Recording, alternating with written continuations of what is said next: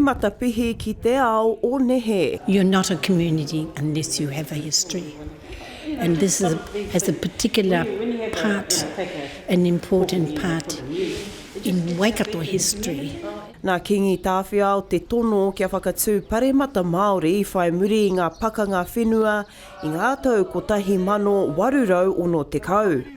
Kāre ngā tūpuna, kāre rātou I kōrero, I ngā kōrero pāniki tēnei whare, tēnei kaupapa.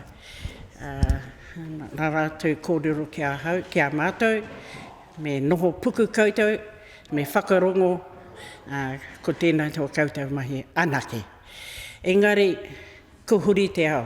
No te tau kotahi mano iwarau te kaumāwhitu I whakatū te Paremata Māori ki te marae nei o rongo mai. Me whakapūmau tēnei whare kia haere mai ngā iwi, ki te whiti whakaro, whērā tunu I a rātou, I te wao kingi tāwhiao. He o ehe ko tahi rau ngā tau kua hipa, nā ko te hiahia a ētahi kia whakarohia e ngai Māori ki ngā mahi o te Paremata Māori. Ko tau mai te wā, me whakātu.